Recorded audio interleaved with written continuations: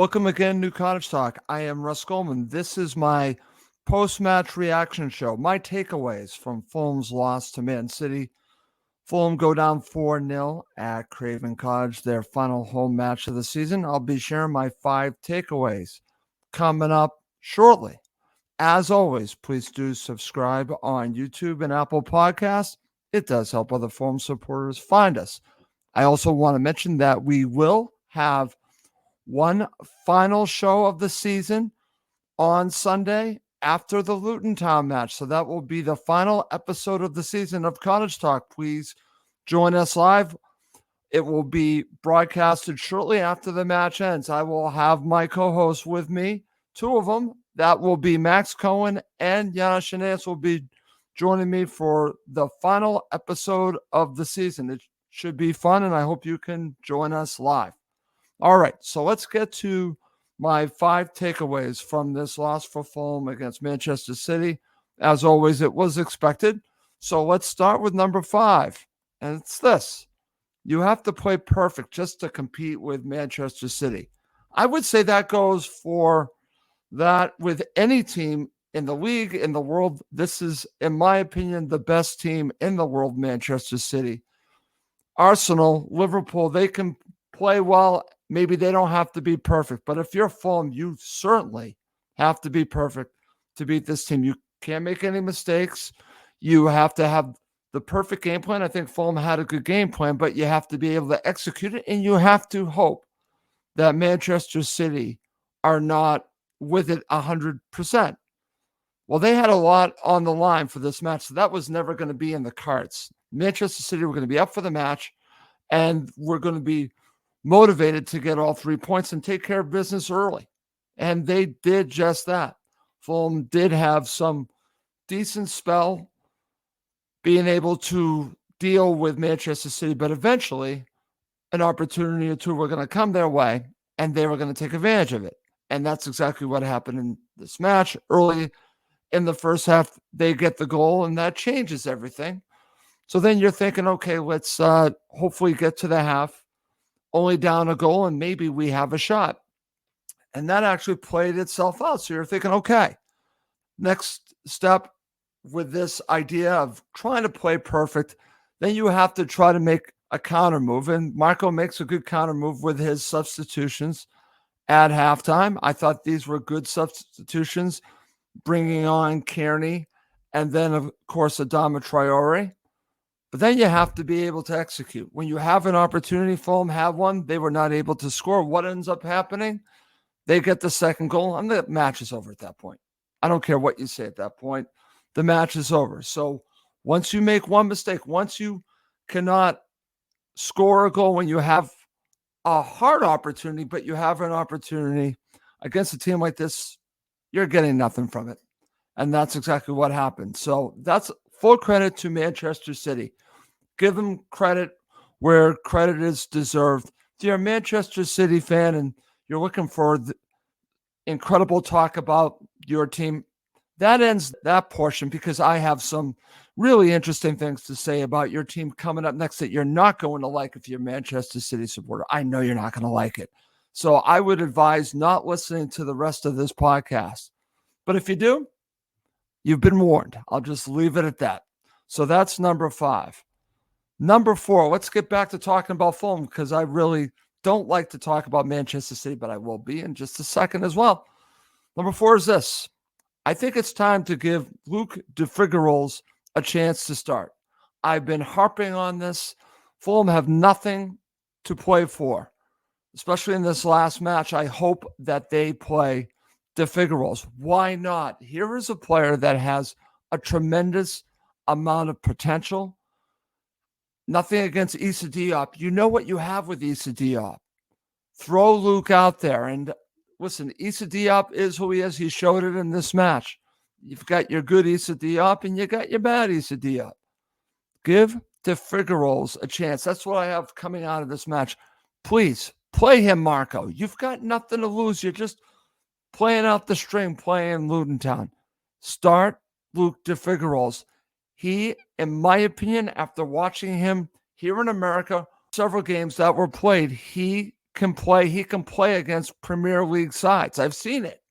So give Luke DeFigueroa a shot so we can see if he can hang with them next season in the Premier League. I think he's that good. We need young players coming through. Please, Marco, give him a shot against Luton Town. That's my number 4. Number 3, I'm not sure if Jay Stansfield can be a starter for Fulham. Marco made this known before the match in his presser that Jay will be back with Fulham next season.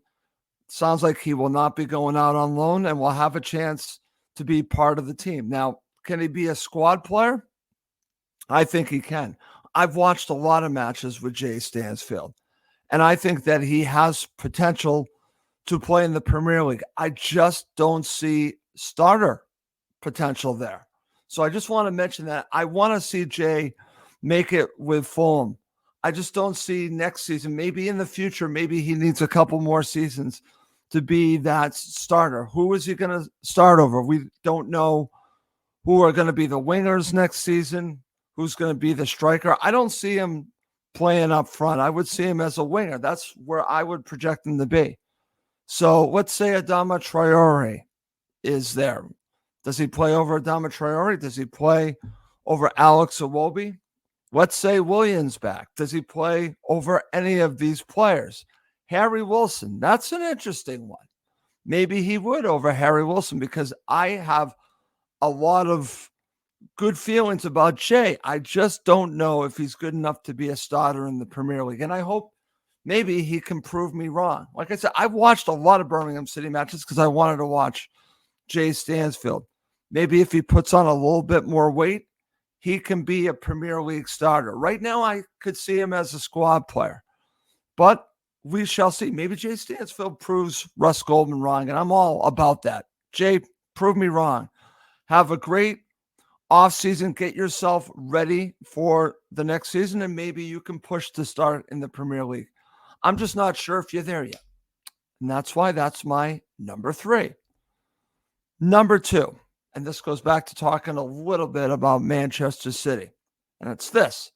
It's hard to watch Manchester City play and not think about the rules charges against them. So nothing has come out yet. There are a lot of charges outstanding on Manchester City. We'll see how they all play out. But when I watch them play, when I watch everything going on with them, I can't help but have these doubts in my mind of how everything was built.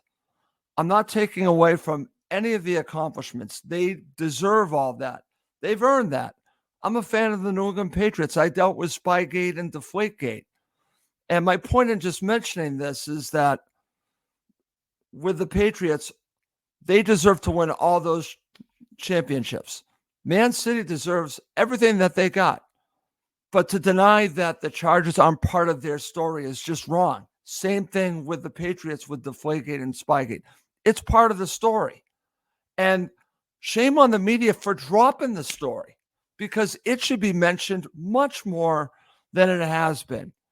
It is part of how they were built. Now, if they beat all the charges, great for them. They beat all the charges.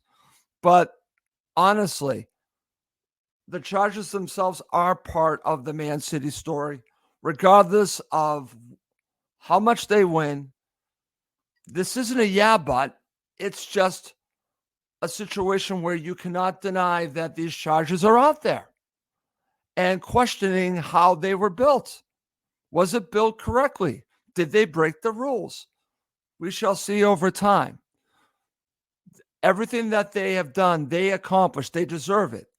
But the story is still there. This is part of the story, the rules charges. And I think that there should be much more talk on it than there is. But unfortunately, the media is up the ass of Man City and just basically just push it aside. They push it aside. They don't want to deal with it because they just want to have the love in. That's Man City. Screw that. I dealt with this with the Patriots.